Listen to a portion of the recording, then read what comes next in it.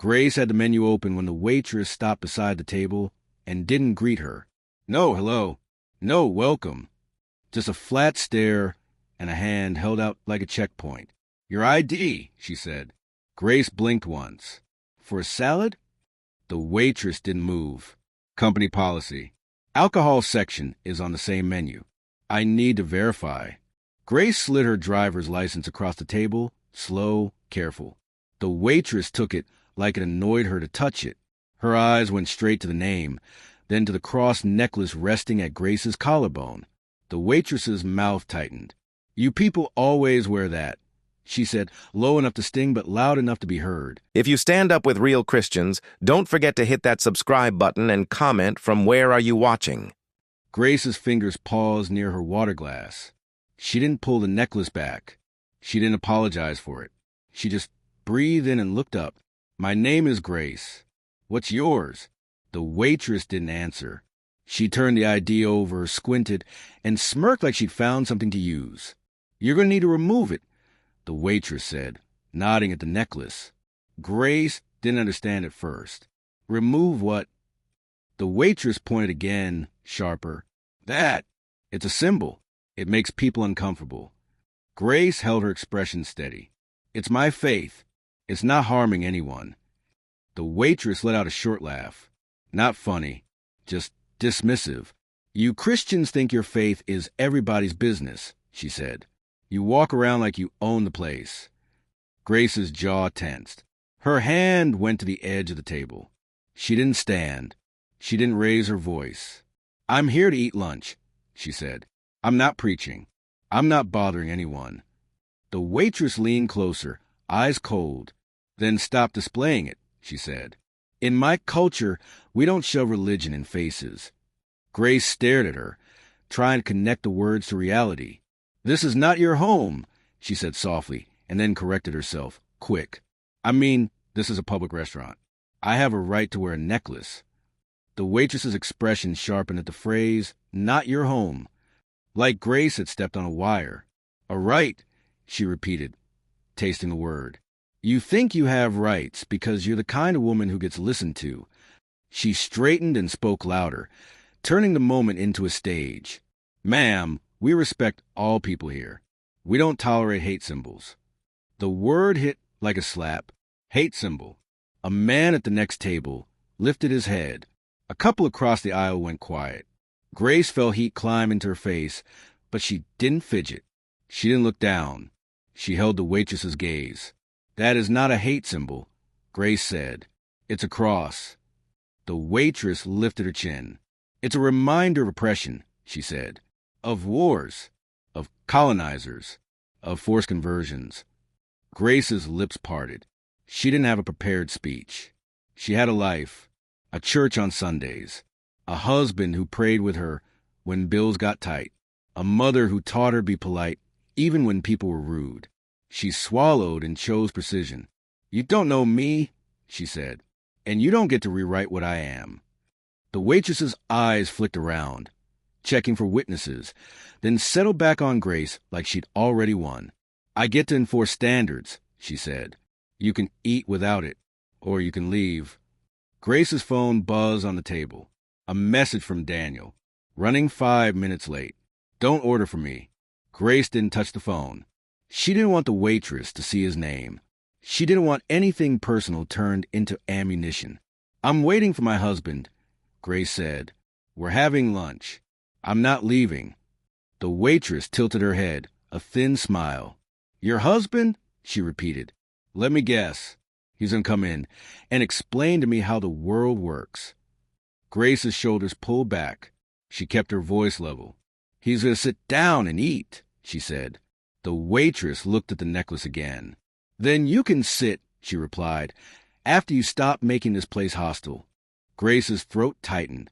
Hostile, hate symbol, oppression, words that sounded official, words that turned Grace into a problem in public. The waitress reached for the menu, tapping the page with her finger like she was marking evidence. You can also move, she added. Families are seated over there. Children. People who don't want to see a Crusader emblem while they eat.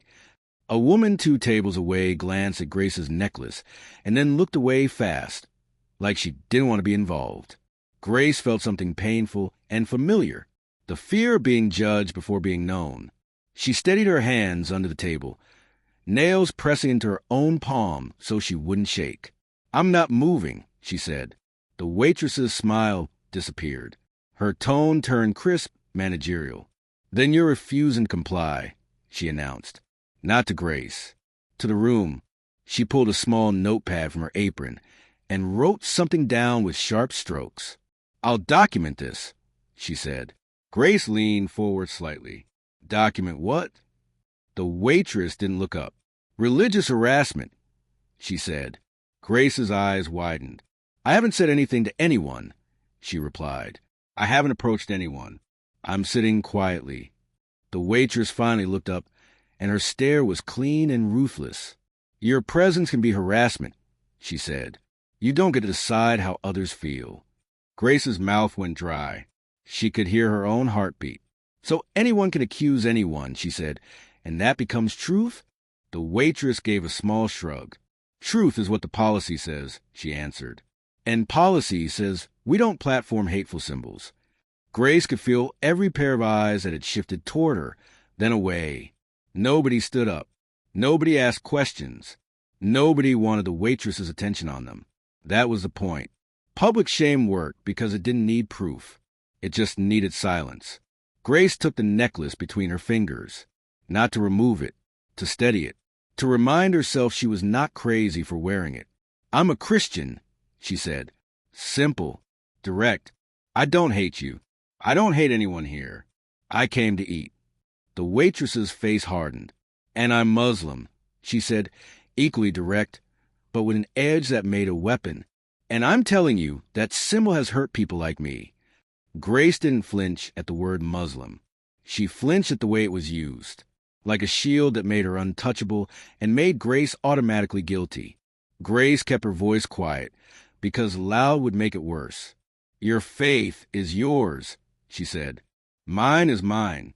You don't have to like my necklace, but you can't punish me for it." The waitress leaned in again, close enough that only Grace could hear. "Watch me," she whispered. Then she straightened and spoke loud enough for the closest tables. "Ma'am, I'm going to have to ask you to leave if you continue to violate our standards." Grace sat still. She didn't move. She didn't beg. She didn't apologize for existing. Her eyes stayed on the waitress's face, waiting for a crack of human decency. That didn't come. And across the room, the front door opened with a soft chime that no one noticed yet. Grace stayed seated when the waitress stepped back, as if giving her a final chance to surrender. Her chair didn't scrape. Her hands didn't rise. Stillness became her answer. The waitress exhaled through her nose, irritated, then turned toward the service station. "I need a manager," she said, loud enough to carry. Grace followed her with her eyes and felt the room, relaxed the moment of tension, shifted away from the table. People returned to their food. That hurt more than the accusation. Silence always chose a side. A man in a button-down approached, younger than Grace expected, with a badge clipped to his belt. The waitress met him halfway and spoke fast. She gestured toward Grace with sharp movements. Grace didn't interrupt. She didn't rush to explain. She waited to be addressed like a person. The manager stopped at the table and gave a professional smile that didn't reach his eyes. "Ma'am," he said, "I'm told there's been a complaint." Grace nodded once. "There has," she replied, "about me wearing a necklace." The manager glanced at the cross, then back at her face. "Some guests feel it's inappropriate," he said. "We try to keep a neutral environment." Grace leaned back slightly. "Neutral means no one is targeted," she said. The waitress folded her arms. "I explained the policy," she said. She refused. The manager looked between them, weighing convenience, not truth. "Ma'am," he said again, softer, "we're just asking for cooperation." Grace's fingers curled against her palm. "By removing my faith," she said, "or by leaving." The manager didn't deny it. That was the answer. Grace met his eyes. "Is there a written policy that bans religious jewelry?" The manager hesitated. It's discretionary, he said. Grace nodded slowly. Then discretion is being used against me, she said. The waitress scoffed. Against your privilege, she corrected. Grace turned to her. You don't know my life, she said. You don't know what I've lost or earned. The waitress shrugged. I know what your symbol represents, she replied, and I don't have to serve it. The manager cleared his throat. Let's keep this calm, he said. We don't want a scene. Grace's mouth tightened. I didn't make one, she said. You did. The manager's jaw set. If you can't comply, he said, we'll have to ask you to leave. Grace looked down at the empty chair across from her. Daniel would walk in any minute. She imagined him seeing her gone. Imagined confusion on his face. The idea settled something in her chest. She looked back up. I'm not leaving, she said. Not loud. Final. The waitress's eyes flashed. Then I'll escalate, she said. She pulled her phone for her apron and tapped fast. I'll file a formal incident report, she continued. Religious hostility. Creating an unsafe environment. Grace felt the words land like paperwork already stamped. Against me, she said, for sitting quietly. The waitress didn't respond. She angled her phone toward the manager. I've documented the guest's refusal, she said, and her statement minimizing my lived experience. The manager nodded, relieved to have something that sounded official. That's enough, he said to Grace. I'm canceling your order. Grace hadn't ordered yet. That was the point. You're denying me service, she said. The manager nodded again. Yes, he said, for the comfort of others. Grace stood, not to leave, to be seen eye to eye. Chairs shifted. Someone coughed. You're teaching everyone watching that accusation beats truth, she said. That if someone claims offense, the accused loses rights. The manager stiffened. This isn't a debate, he said. It's private property. Grace met him there. Exactly, she said.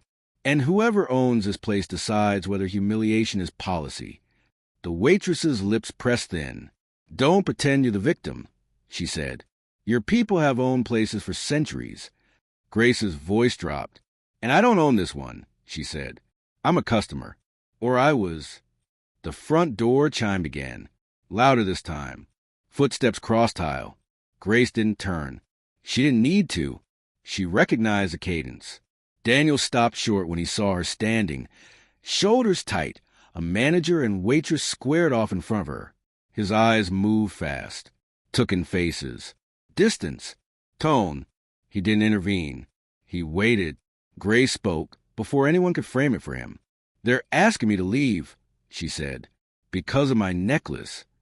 Daniel's gaze dropped to the cross, then lifted back to the manager. Is that true? He asked. The manager nodded. Sir, this is an internal matter, he said. Daniel's expression stayed neutral. It became my matter when my wife was humiliated, he replied. The waitress laughed once. Short, sharp. Of course, she said. Here comes the explanation. Daniel didn't look at her. No, he said. I'm here to understand policy. He turned to the manager. Is there a written rule against religious symbols? The manager shifted. It's discretionary, he repeated. Daniel nodded slowly. Then discretion failed, he said. The waitress stepped forward. You don't get to override lived harm, she said. Daniel finally looked at her. His eyes were calm. That unsettled her. You don't get to invent harm to justify power, he replied. The manager raised a hand. Sir, he said, I'm going to ask you both to leave. Daniel didn't argue.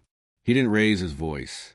He reached into his jacket instead and removed a simple card. He placed it on the table between them. The manager glanced down. His face changed, not dramatically. Subtly, color drained. The waitress leaned in to see. The card didn't have a logo, just a name, Daniel's name, and a title that hadn't been mentioned yet. Grace watched the shift happen in real time. Authority recalibrating. The manager swallowed. Sir, he said again, quieter, we should talk privately. Daniel shook his head. No, he said, we talk here. He looked around the room, then back at them, because this didn't happen privately. The waitress straightened, defensive. That doesn't change what she did, she said. Daniel's voice was even. It changes everything, he replied. And for the first time since she sat down, Grace felt the weight lift just enough to breathe. The manager cleared his throat and picked up the card again. Like touching it twice might change what it said. His voice dropped. Sir, if you'll just step aside. Daniel didn't move. He didn't raise his voice either. You made this public, he said. We finish it public. Grace stayed standing, close to him but not behind him. She didn't hide. The waitress crossed her arms tighter. Titles don't erase harm, she said. Policy is policy. Daniel nodded once. Good, he replied. Then we'll stick to policy. He looked at the manager. Show me the written rule banning religious jewelry. The manager's mouth opened, then closed. He looked at the waitress. She didn't answer. Silence stretched. It wasn't dramatic. It was procedural. And it hurt more. There isn't a written ban, the manager admitted. It's discretionary. Daniel turned to the room. Not theatrically, just enough to include the witnesses who had been pretending not to watch. Discretion, he said, means judgment. Judgment requires evidence. He looked back at the waitress. What evidence did you document? The waitress lifted her phone. Her presence created a hostile environment, she said. That's enough. Daniel tilted his head. For whom? He asked. She hesitated. For me, she answered. Daniel nodded again. So the harm is internal, he said. Personal. The waitress's eyes narrowed. My faith teaches me to stand against symbols of oppression, she replied. Daniel didn't challenge her faith. He challenged her role. Your job here, he said, is to serve food, not to adjudicate history. The manager shifted his weight. Sir, he said, we respect diversity. Daniel looked at him. You punish one, he replied. Grace felt a hand brush her elbow. Daniel wasn't squeezing. He was steadying. The waitress exhaled sharply. You're protecting her because she's like you, she said. Daniel answered without heat. I'm protecting her because she followed every rule, he said. And you broke one. The waitress scoffed. Which one? Daniel's eyes didn't leave her face. You denied service based on personal belief, he said. You documented a false violation, and you escalated without cause. The manager's brow furrowed. That's a serious claim, he said. Daniel nodded. It's also traceable. The waitress's posture shifted. Less certain. You don't get to interrogate me, she said. I can file complaints too. Daniel held up a finger. Not threatening. Clarifying. You already did, he said, from your personal device, on company time, labeling a customer as hostile without incident.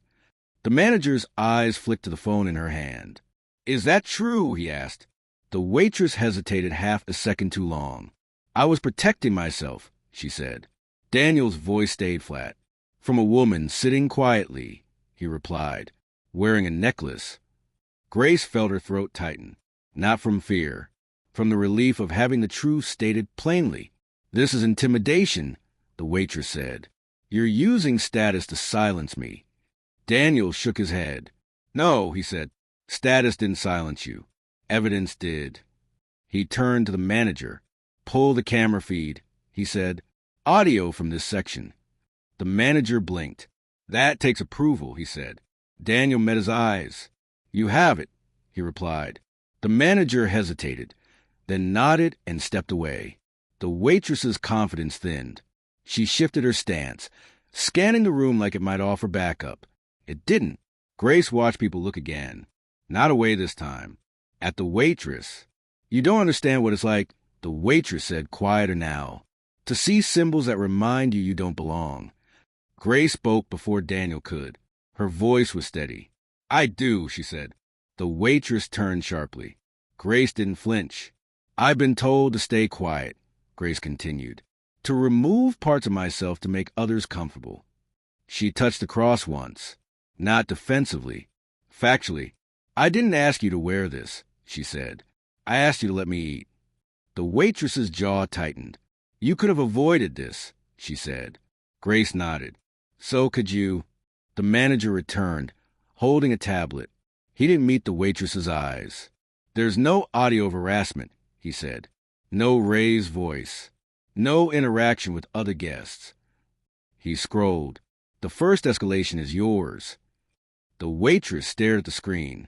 "That doesn't show intent," she said. Daniel replied immediately. "It shows action," he said. "Intent doesn't override outcome." The manager swallowed. "We may need to review staffing decisions," he said. The waitress stiffened. "You can't," she said. "That would be discrimination." Daniel's tone didn't change. "No," he said. "That would be accountability." Grace exhaled slowly. The shaking in her hands stopped. She looked around the room again. Faces were watching now. Not hungry, not distracted. A line had been crossed, and everyone felt it. Daniel placed his hand flat on the table. "My wife will be seated," he said. "She will be served, and this incident will be logged accurately." The manager nodded. "Yes, sir." The waitress looked between them, searching for leverage that wasn't there anymore. "This isn't over," she said. Daniel met her gaze. "It is for today," he replied. "And today is what you were paid to handle." Grace sat back down, not in defeat, in restoration. The chair made a small sound as it met the floor. It sounded final. And for the first time since the accusation landed, the room felt different. Not comfortable, just honest. The waitress didn't walk away. She stepped back, yes, but her eyes stayed locked on Grace like the table was still contested ground. "I want this documented too," she said to the manager. "Everything." The manager nodded, cautious now. "It already is," he replied. The waitress lifted her chin. "Then I'm filing my own report," she said. "Through corporate, religious discrimination, power abuse." Daniel didn't react. Grace felt the familiar sting of it. The system always sounded clean when it turned against you. "You're free to do that," Daniel said. "Just be accurate." The waitress gave a thin smile. "Accuracy is perspective," she replied. Then she walked away. Grace didn't celebrate. She didn't smile. She picked up the menu again, because that's what she came for. Her hand was steady now, but her chest still felt tight. Daniel sat across from her. "Are you okay?" he asked. She nodded once. "I am now," she said. "Not before. Now." A different server approached. Older, quieter. She didn't comment on the necklace. She took the order and left. The room settled into an uneasy calm. Grace noticed eyes still on her, but they weren't judging anymore. They were measuring, watching what happened when someone didn't fold. The calm didn't last. The manager's phone buzzed. He glanced at it, and his shoulders tensed again. He walked back to the table. "Sir," he said to Daniel, "corporate wants a call."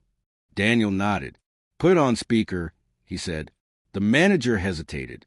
Daniel didn't explain. The call connected. A woman's voice filled the space. Polite, firm. "This is Human Resources," she said. "We received a complaint from an employee alleging religious hostility and intimidation." Grace felt the words press against her ribs. Daniel answered evenly. "We've received video evidence contradicting that claim," he said, "and a documented denial of service." Silence followed. Not denial. Calculation. The HR voice resumed. "Regardless," she said, "employees have the right to a safe workplace." Daniel agreed. "They do," he said. "They don't have the right to punish customers." The HR rep paused. "There's concern about ownership interference," she said. Daniel corrected her. "Ownership oversight," he replied. "Triggered by misconduct." Grace watched the manager's face. He looked relieved. This wasn't on him anymore. The HR rep cleared her throat. "We'll need formal statements," she said. Daniel nodded. "You'll have them," he replied, "including timestamps." The call ended. Grace exhaled slowly. "They're going to try to bury this," she said. Daniel shook his head. "They'll try," he replied, "but systems leave trails." Across the room, the waitress stood near the service station. Phone pressed her ear now. She watched them while she spoke. Her voice was tight, defensive. Grace didn't listen in. She didn't need to. She'd heard that tone before. The sound of someone convinced they were righteous and cornered at the same time. Minutes passed. Food arrived. Grace took a bite and realized she was hungry. That surprised her. The waitress ended her call and walked toward the manager again. Her stride was sharper now. "I want to be reassigned," she said. "I don't feel safe." The manager glanced at Daniel, then back at her. "You're being reassigned to back of house," he said. The waitress stiffened. "That's punitive," she replied. The manager shook his head. "It's temporary," he said. "Pending review." The word review landed heavy. The waitress looked at Grace, not with anger now, with something closer to panic. "This is what happens," she said, "when people like you complain." Grace didn't raise her voice. "I didn't complain," she said. "I stayed." The waitress laughed brittle. "That's worse," she said. "You let him handle it." She gestured at Daniel like that explained everything. Daniel didn't answer. Grace did. "He didn't invent anything," she said. "He showed what happened." The waitress's mouth opened, then closed. She turned away again. This time, slower. The manager watched her go and rubbed his temples. "This is going to be a problem," he muttered. Daniel looked at him. "It already was," he said. As they ate, Grace felt the weight of it settle. Not just the insult, the attempt to turn her into a case file, a liability, a problem to be managed. She looked at Daniel. "If you weren't who you are," she said quietly, "this would have ended differently." Daniel didn't deny it. "Yes," he said, "and that's why it matters." He paused. "Not for us. For the record." Grace nodded. She understood. The fight wasn't over. The system had been activated, and systems don't like being embarrassed. The review didn't wait for the end of the day. It never did when paperwork could be used as pressure. A regional supervisor arrived before dessert plates were cleared. No announcement, no scene, just a woman in a blazer who didn't smile and ask for names. She spoke to the manager first, then to the waitress. Grace watched from her seat, hands folded, posture straight. She wasn't hiding anymore. The waitress gestured sharply as she spoke, pointed once toward Grace, then toward Daniel. The supervisor listened without interrupting. That worried the waitress. Silence always felt like agreement to the wrong people. When the supervisor approached the table, she didn't look at the necklace first. She looked at Grace's face. "I'll need your statement," she said. Grace nodded. "You'll have it," she replied, accurately. The supervisor glanced at Daniel. "And yours," she added. Daniel inclined his head. "Already prepared," he said. The supervisor's eyes narrowed slightly, not in suspicion, in recognition. She knew what preparation looked like. The waitress watched from across the room, arms crossed tight, jaw set. She looked confident again. Corporate made people feel powerful, even when they were wrong. The supervisor turned back to Grace. "The employee reports you made dismissive remarks about her faith," she said. Grace didn't rush to deny. She answered clean. "I acknowledge her faith," she said. "I didn't attack it. I asked to keep mine." The supervisor noted something. "She says your presence was threatening," she continued. Grace met her eyes. "By sitting," she replied. "By waiting for my husband." The supervisor paused. "And the necklace?" she asked. Grace touched it once. "I wear it every day," she said. "I've never been accused of violence before." The supervisor nodded slowly. She didn't argue. She wrote. The waitress stepped forward. "She minimized my experience," she said. "She told me this wasn't my home." Grace corrected immediately. "I clarified my words," she said. "I said this was a public restaurant." The supervisor looked at the waitress. "Did you document the clarification?" she asked. The waitress hesitated. "No," she said. The supervisor's pen stopped. "Why not?" The waitress's voice tightened. "Because intent matters," she said. The supervisor replied, without emotion. "Documentation requires facts," she said, "not interpretation." The waitress's confidence thinned again. "She represents a history of harm," she said. "Her symbol," the supervisor cut in, "is not banned," she said. "Flat. Final. You know that." The waitress stiffened. Then why do we have discretion? She demanded. The supervisor looked at her. To manage behavior, she said, not beliefs. The room felt smaller. The waitress glanced around like someone realizing too late. They'd stepped off solid ground. I was protecting myself, she repeated. The supervisor nodded once. From what action? Silence answered. It was loud. Daniel spoke then, not to dominate, to finish the line of reasoning. She denied service, he said. She escalated without cause. She filed a report labeling a customer as hostile without evidence. The supervisor looked at him. We'll verify, she said. Daniel nodded. You already did, he replied. He gestured subtly toward the tablet still on the manager's desk. Camera timestamps. Logs. The supervisor didn't deny it. She turned back to the waitress. Did you use your personal device? She asked. The waitress's shoulders dropped a fraction. Yes, she said. The supervisor wrote again. On company time, she added. The waitress closed her eyes briefly. Just once. This is retaliation, the waitress said, grasping. For my faith. The supervisor shook her head. No, she said.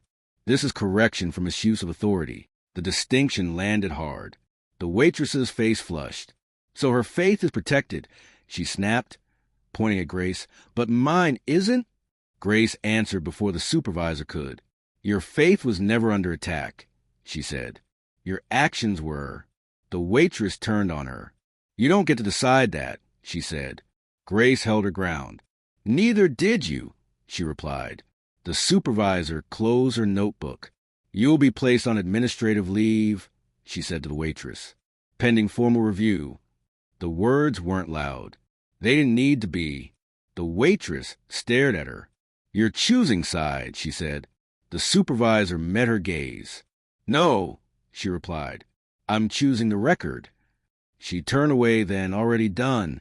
The waitress stood frozen for a second longer, then walked toward the back without another word.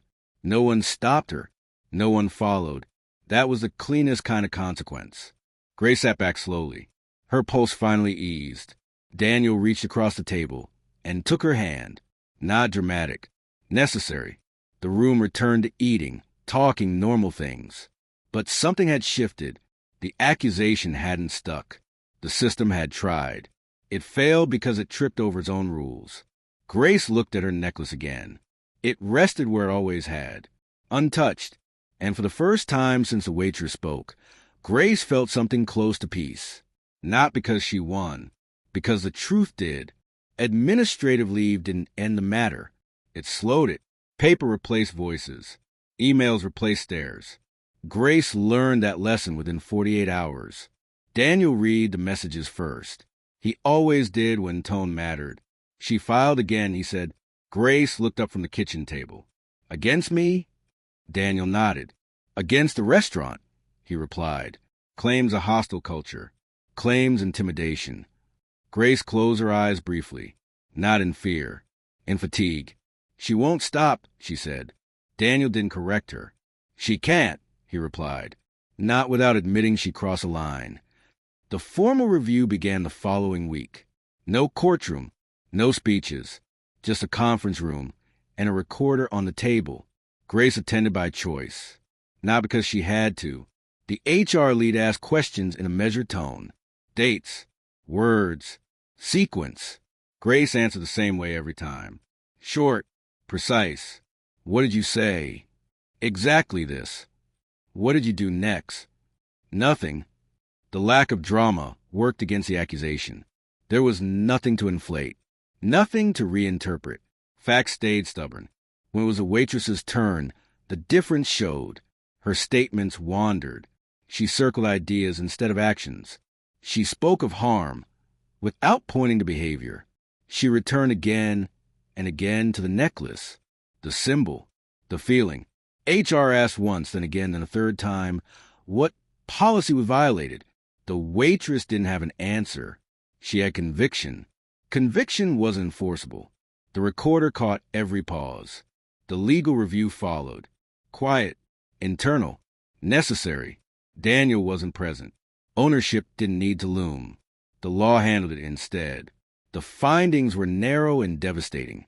Denial of service without cause, false documentation, use of personal device for official reporting, escalation that created, not prevented, conflict. Each point stood alone. Together, they ended the argument. The waitress's attorney requested leniency. The company declined. Precedent mattered more. Grace found out the result in a single sentence. Daniel said it while setting down his phone. "They terminated her," he said. Grace nodded. She didn't smile. She didn't celebrate. She felt the weight of it instead. A life disrupted.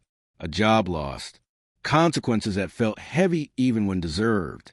"I didn't want that," she said. Daniel answered carefully. "You didn't cause it," he replied. She did.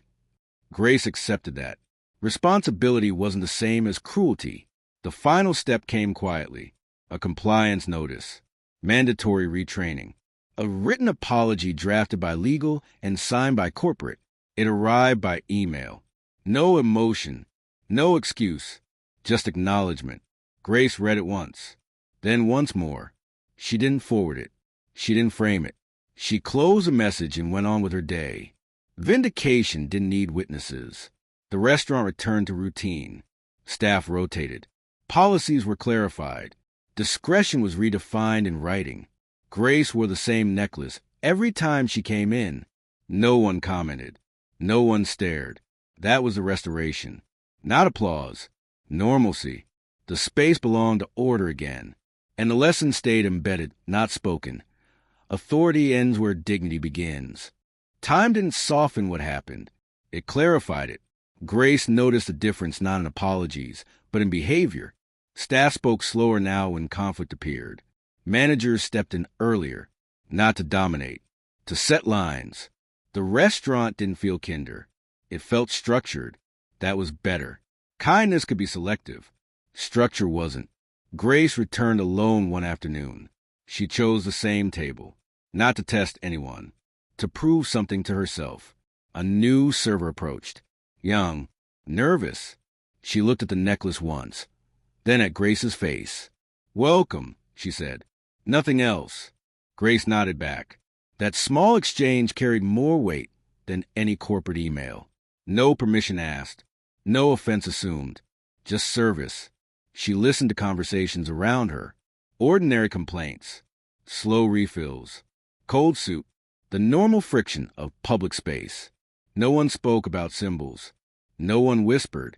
Grace realized how rare that silence was. Not the silence of fear. The silence of acceptance. The absence of scrutiny. That was what had been denied to her before. That was what had been restored. Daniel joined her later. He sat and checked his watch. "Everything okay?" he asked. Grace nodded. "Yes," she said, and meant it without reservation. She didn't feel watched. She didn't feel tolerated. She felt like a customer again, like a person who belonged without explanation. Daniel noticed it too, the way her shoulders rested, the way she breathed. "They learned," he said. Grace corrected him. "They adjusted," she said. "Learning takes longer." At home, the compliance changes kept rolling in. Updated manuals, clear definitions, mandatory training records. Daniel signed off where needed, not proudly, carefully. Systems failed when they relied on interpretation instead of limits. This one had learned that lesson the expensive way. He didn't resent it. He expected it. Responsibility always arrived after damage, not before. Grace thought often about power, not political power, everyday power, the power to shame, to label, to escalate. She had felt it turn against her in seconds. She had also seen how fragile it was when forced into the open. Authority needed darkness to grow reckless. Light reduced it to rules. That understanding stayed with her longer than the incident itself. The letter arrived on a quiet afternoon. Plain envelope. No return address. Grace hesitated before opening it. Not out of fear. Out of caution. The handwriting was tight, controlled, like someone trying not to lose grip. The waitress didn't apologize cleanly. She explained. She spoke about family, about stories she'd grown up with, about feeling surrounded by symbols she didn't choose. Grace read without interrupting the silence. The last line wasn't defensive. It was exposed. I didn't know where my job ended and my beliefs began. Grace folded the letter slowly. She didn't feel absolution. She felt clarity. She didn't reply. Not out of spite. Out of honesty. Forgiveness didn't require correspondence. Understanding didn't require reconciliation. Sometimes it required distance. Grace placed the letter in a drawer and closed it. That was enough. The following Sunday, Grace wore the necklace again. Same place. Same weight. It hadn't changed. She had. When she bowed her head, there was no echo of the restaurant, no replay, no argument running in the background, just quiet conviction, faith unperformed, dignity intact. She rose with steady hands and a steady spine. What remained wasn't anger. It wasn't victory. It was a line drawn and held, a reminder that humiliation only works when it goes unanswered, and that standing still, refusing to disappear, can be enough to force the world to correct itself. Grace returned to the restaurant one last time with intention, not to check compliance, not to relive anything, just to close the loop herself. She sat, ordered, ate. No one flinched. No one stared. The necklace rested where it always had, untouched, unquestioned. The space no longer reacted to her presence. That was the measure. The manager stopped by briefly, not to apologize again. That had already been handled. He asked if everything was satisfactory. Grace nodded. "It is," she said. He hesitated, then spoke carefully. "We've changed how discretion works," he said. "It's written now." Grace met his eyes. "Good," she replied. She didn't thank him. Restoring order wasn't a favor. It was an obligation. At another table, a disagreement started. Small. A customer unhappy with the wait time. The tone rose. The manager intervened early. Calm, neutral, the same firmness he hadn't used with her that first day. Grace watched how it ended. Quickly, cleanly. No humiliation. No accusations. Just resolution. She looked away and returned to her plate. The system was functioning again. That was enough. Daniel didn't come in that day. He didn't need to. His presence had served its purpose. Ownership wasn't about being seen. It was about what remained when you weren't there. Grace understood that now on a deeper level. Power that only worked when announced wasn't power. It was intimidation. This place no longer ran on that. Later that evening, Grace unclasped the necklace and placed it on her dresser. Not because she was tired of wearing it. Because she was home. Safe spaces didn't demand symbols as armor.